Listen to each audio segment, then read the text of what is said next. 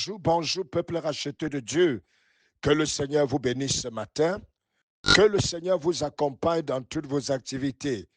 Que sa lumière luise sur votre sentier. Je vous souhaite de passer une excellente journée dans la paix de notre Seigneur Jésus-Christ. Alors, je viens ce matin avec un message de la part du Seigneur, un message que j'ai intitulé « Personne ne peut combattre le plan de Dieu ».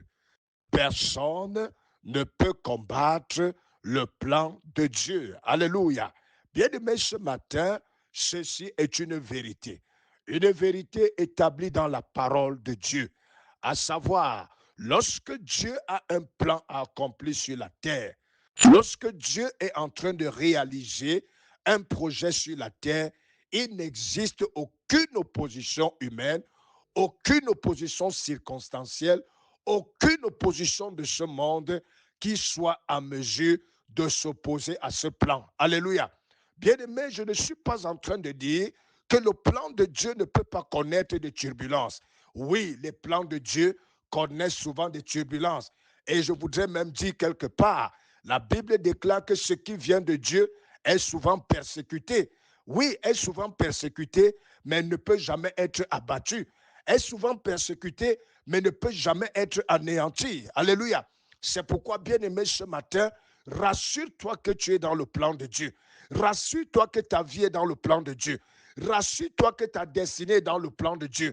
Rassure-toi que ton mariage est dans le plan de Dieu.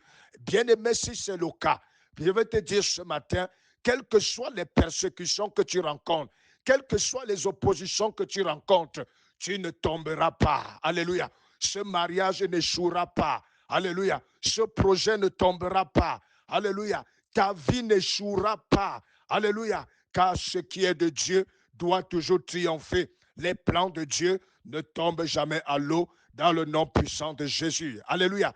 Bien-aimé, dans la parole de Dieu, la Bible dit que lorsque Jésus-Christ est né, dans le livre de Matthieu, lorsque Hérode a appris la naissance du Fils de Dieu, il était épris de jalousie et il a décidé, avec tous les moyens qu'il possédait, d'ôter la vie à cet enfant. Mais la Bible déclare, parce que Dieu était avec cet enfant, parce que c'était le plan de Dieu que Jésus-Christ naisse, la Bible déclare, un ange a averti à Joseph et demandé à Joseph d'aller avec l'enfant en Égypte. Je veux dire à quelqu'un ce matin, lorsque tu es dans le plan de Dieu, Dieu enverra toujours un avertissement pour que tes ennemis ne mettent pas la main sur toi. Je veux dire à quelqu'un ce matin, le Seigneur te parlera, ou le Seigneur enverra son ange, ou le Seigneur enverra quelqu'un pour te signifier ce que tes ennemis sont en train de faire dans le secret. Alléluia.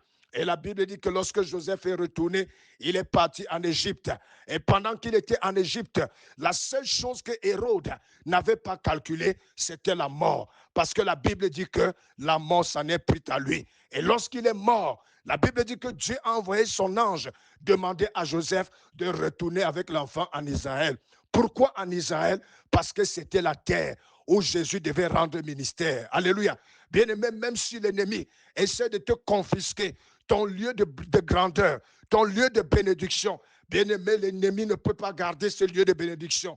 Le Seigneur agira et tu retourneras dans le nom puissant de Jésus. Le Fils de Dieu est retourné, il est retourné avec sa famille parce que Hérode était mort. Qui peut empêcher au plan de Dieu d'avoir lieu?